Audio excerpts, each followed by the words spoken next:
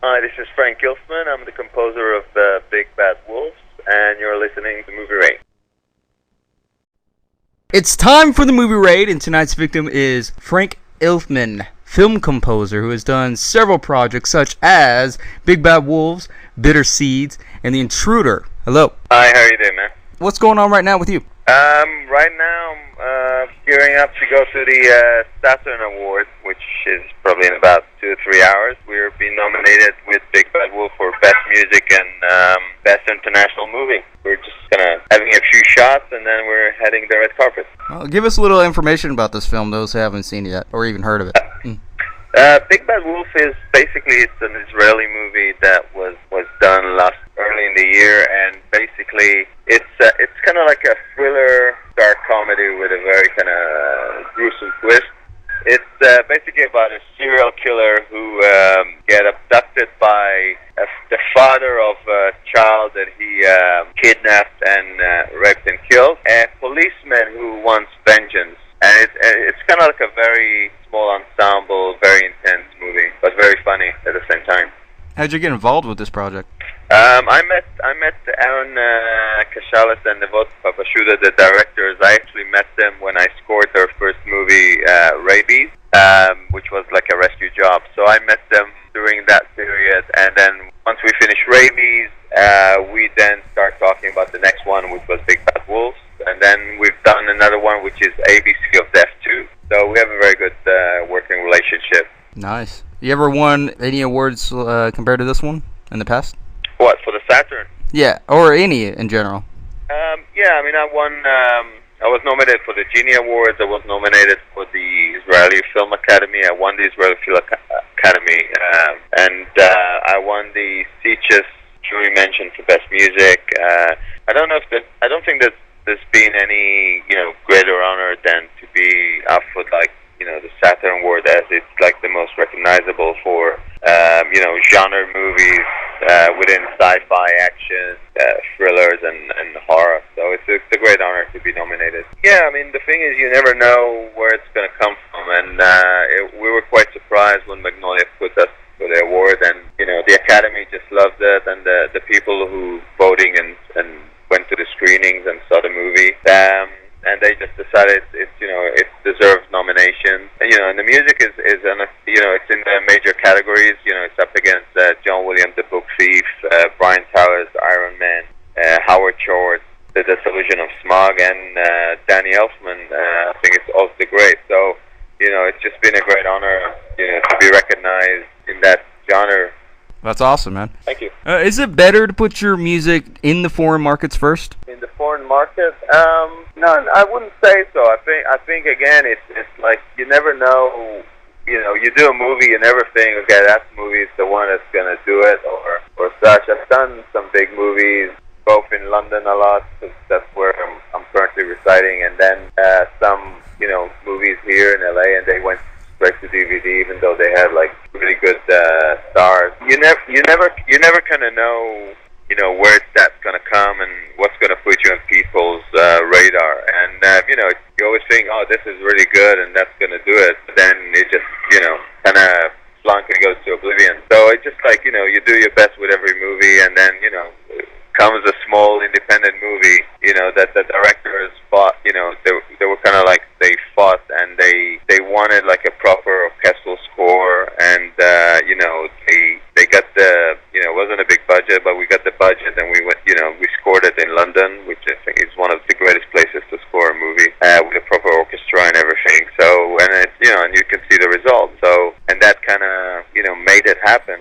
But it could have been, on the same time, it could have been an American movie. It could have been, an English movie. But I think with this movie, it's a good movie. Everything is really fantastic, from the acting and the script and the directing, the cinematography, the sound. Everything is just done properly. And I think the fact that Tarantino kind of declared it the best movie he's seen, and gave it that kind of push that movie needed, and then it just became a world success. Yeah, and sometimes it's actually good to put it in foreign markets in America, because you kind of get better feedback in some cases, or at least some would say so. Yeah, I mean, I think I think American movies do go to like foreign markets and they do test screening, or kind of like they show the movie there first before it's actually open in the States. I think it varies. I mean, again, like with genre movies, I think it's always better to show it to the genre audience. Certain festivals where you do your premiere, and it's a good indication of how the mass audience will then accept the movie. There's lots of good movies which are like horror movies or thrillers and stuff like that, but they go out to cinema and they have a screening of like a week or two or three, and then straight into VOD and DVD, and they might have their success actually in that domain. So I think it's always easier to see a movie how people react to it in a foreign market, and then apply it to more of your local market. Do you think it's more about releasing as far as getting the product on time, or do you think it's should be more about quality? Well, it's kind of both. I mean, it's got to be quality. I mean, people today are not stupid. So if you do a movie that's really bad, people will just wouldn't see it. Because there's no point to do a bad movie. So I think if you do a movie, invest in a movie. I mean, again, it could be a low-budget movie. It could be, there's a lot of amazing independent movies today. I mean, their budgets could be like 100,000 or 200, not 100 million, where they're really good movies. They're, there might be unknown actors, but they're really good. They're, the performance is good. Again, everything is great, and they're small movies, and they just work. Again, it may apply to a smaller audience, maybe, but because people see that, that's something that will go over, from person to person and say, oh, you got to go and watch this movie, or got to, download this movie or watch it on VOD or such, and that movie will get the recognition it deserves, and all of a sudden it turns into a success. I think it again, it depends. It's all very different market, but I think especially with so much blockbusters, they always have certain dates. So if you got like a good movie, independent or even a decent budget, if you got Transformers and you got Avengers coming out or something like that, sticking that movie in that month or period would be a wrong decision, because there's no way you're going to compete with them and with the amount of publicity that they bombard the audience with. So I think it's a combination of quality and timing. It's like more of the product, but then you see a lot of the films, so you see these big budget films for the most part just really not being so good, even if it is a popular franchise or a potential good product. It's just the fact that it's pushed out way too early or way too quickly, and it's just kind of sloppy, even though it may look nice. Yeah, I mean, it's something you get on any, you get it with your Mac software as well, and such. They always push things sometimes too soon, and they iron a lot of the bugs, for instance, later on, once people use them. So it's almost like a side, test animals doing the stuff, the work for you, instead of trying to clean things through. Again, it's because, it's supply and demand, and there's a lot of competition, and they try to be the first to come out with the movie out, and, sometimes it backfires, Is it best to have more emotion and less momentum in scoring? No, not really. It depends. I mean, film music is, in its core, it's basically, it's used to manipulate the audience as to what they want you to feel and such. And, there's movies where you can put emotions or put a lot of emotions, but then you can go overboard with your emotion, and then what it does, it will just basically, it will disconnect the audience. The audience wouldn't buy into that fake emotion, It's always a thin line, It's like if you watch a movie today that has these kind of really, really cheesy violins where the couple starts to kiss, or she runs to him. The audience goes today like, oh, come on. It's like, because I think we became more cynical these days of things. If there's if we push it over the top, we're that cynical creeps in, and we go like, yeah, whatever, yeah, she's running to him, sure, yeah, let's see it in real life. I don't think you can hit too much emotion. I think emotions are very good, but I think within the content. As for momentum, again, it's the same thing. Sometimes you can have it too much, and then, like in horrors, you can have menacing music, but then you might preempt, the strike. You preempt the fright, so you kind of lost that momentum because you were going for it way too soon. They're all fine balances about how you would use a score in a movie. Sometimes, it's not up to the composer. It's sometimes, or even most of the time, it's how the director wants it, and you can say I think it's wrong, or you can try and have a discussion about it. But at the end of the day, it's up to the director how the music would be used and how much and in what way. Yeah, and how film is rapidly changing the techniques as well as like graphic view and everything. Do you think that people kind of lost the movement from the score itself in films? It depends. Again, with the blockbusters, you have a lot of, especially with those or action-oriented movies, you have like a lot of like explosions. You have a lot of sound hitting you, left and right, especially with the surround or with the IMAX, like double or triple the amount. So when you got your score going, even though your score say would be big and bombastic, most time it will be buried under all the effects. Very few movies you got the score actually in front of the effects. Gravity is a great idea where they came up with the idea of having the score more than the sound, especially as there's no sound in space. So, it depends, but I think these days there's so much sound in cinema. You can have a very big orchestra and be very bombastic with your score, but most of it will be buried. I don't know if you saw the new incarnation of Godzilla. Yeah. It's a good movie. It's a fun time movie. It's very loud. There's loads of effects, and there's tremendous amount of score which is loud. But and it's great. It's a great score, but it's flat. But most of the time in the movies, especially when you have the monsters fighting and stuff, you don't hear any of the score very, very briefly because there's so much sound. It's sad in one way as a composer where you say, oh, I want people to hear my music, but at the end of the day, we all serve a movie, and if the movie benefits more from having sound and effects, then you would notice the score. It's for the best of the movie. I think any movie that you notice the score because the score is there and you don't notice the movie, then the score didn't serve the purpose, because the whole idea of the score is to promote, to help the movie, the pace, and then the emotion. Yeah, and in a lot of cases, there's more of a effect rather than cause, instead of having cause and effect when it comes to the scoring. Yeah, I agree. It's very much the same, yeah. Well, when you compose, what do you intend to, what imprint do you intend to leave for the listeners when they hear your music in a film? When I score a movie, I don't really think about the audience. Like, I don't think about it as a self-contained score, because I write it to picture. I don't write it as a listening experience track or such.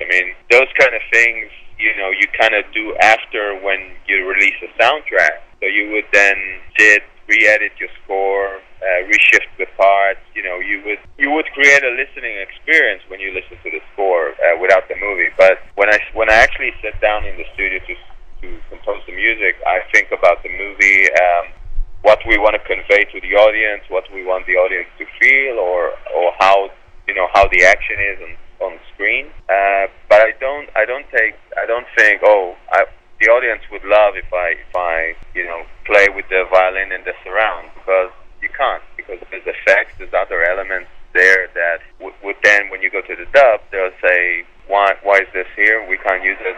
We're going to drop it. So I don't take consideration, how people would react to the score. I take into consideration how people react to the scene, to the film, and how would they react when this music is on that scene, if that's what we want to achieve for that scene. Yeah, it's just like the actors. You have to really make it work, just like the score and everything. It's a big formula that you really have to be careful doing, because the slightest movement can like throw off the scene that you're listening to music to, because it'll be either too high, too low, or just kind of what make it would sound like cut off. It can be a very kind of a tricky way to do it, because you're watching the scene and you really want to be captivated by this scene. And when you go out and buy the soundtrack, you want to listen to that song. It's like, oh wow, came from this film, even if you don't have the film, and just be captivated by that moment. Makes you want to go watch the movie or go buy the movie. Today it's very different. Like you would have, like today you have film scores that's been released prior to the movie. In certain cases, and it's great, because if you listen to it, you go to then you you wouldn't go watch the movie because of the score. You know, they would release soundtrack today prior to the movie if it's a franchise, like, you know, Spider-Man or any of these big franchise. So you would, you know, they would release those before, where you get your fan base, and they would buy it and talk about the score, and then they'll talk about, you know, what that used in the movie and not, and then they would go watch the movie. You know, everything evolves around the movie, and if the movie is good, you know, the score is bad, the movie will still be good. You know, nobody will say, it's a bad score, but the movie is great. They might say something afterwards, you know, if they've been asked or something, but sometimes they won't give the score a time of day. If the movie is bad and the score is fantastic, you know, it wouldn't help the movie. The movie will still flunk, you know, and the score wouldn't have so much of a life because the movie wasn't successful. If the movie is successful and the score is bad, you know, it'll have a bit of life because the movie, again, it will all ride on the movie. So everything depends on the movie. You know, you get lucky, and both are great, like Big Bad Wolf, like Atonement, or, you know, there's 101 examples, and, you know, both sound pretty well. You know, both have then got their own entity, so the score is successful, and it's got its own way to go, and you know, direction with awards and soundtrack and releases and stuff. And the movie keeps on going and gets awards and, you know, fan base and such. So, you know, that's the best formula you can hope for, but it doesn't always happen. Do you have a plan to ensure that your work is pretty secured as far as protection goes from other companies possibly misusing your work? There isn't really a protection plan that you can do. I mean, you know, you do a score and you record it, and you know, part of the rights for the score is yours. Part of it belongs to the studios or your, you know, or my publishers or you know, agents involved or anything like that. If somebody rips you off, or they take a clip from the soundtrack and they, you know, put it in some work or something online, and you see it, or somebody finds out, you know, usually there is somebody will say, look, you can't use it without permission. You know, you either need to pay or get a permission to do it, or license or such. You know, sometimes you'll get asked by somebody who, you know, they're doing a short movie, and they say, look, I really like your music. I'm sure you're busy, and we can't afford you and such. Or if I really like to be involved in that movie, and I don't have the time, but they'll say, look, you know, do you have anything that we can use, or that's not, you know, licensed, or is you know, always held by one of the studios? You know, you go, yeah, you know, I can look at the movie and say, I have these tracks and I have these, you know, these stuff, and I can, you know, get somebody to, you know, edit that for you or something like that, and you can, you know, we then do like a contract, or my publisher or agent do a contract. They can use it, and, you know, with everything involved, they can't sell it or anything like that. And it's actually in every composer's contract most of the time would be that you won't be able. You're not allowed to sell to any third party without consent and stuff like that. Again, depends how the contract is, but in many cases that would be the case. So those kind of things protect you, but there's never 100% that somebody, you know, if somebody wants to rip you off, they'll rip you off, and, you know, if somebody big rips you off and they make a bundle of money, then yeah, you know, there's people who will take action against it, or, you know, myself. Most times, you know, if somebody use it for some, you know, obscure thing and stuff, I have no, you know, there's no control. Like, you know, you don't know. I've heard my music being used on TV and stuff without me giving consent and stuff, and realized it was like some public thing that they had no money and stuff, and then it was done by some kids that they're kind of, you know, they want to be filmmakers and stuff. So I said, you know, go for it, you know, use it. You know, it's you know, it helps them in their career as well, and it might help mine, you know, one day when they're going to be doing a big movie and they want me to do the score. So why not? Go ahead and plug in any web addresses that you want to share, any project that you want to just promote or give any advice or anything like that.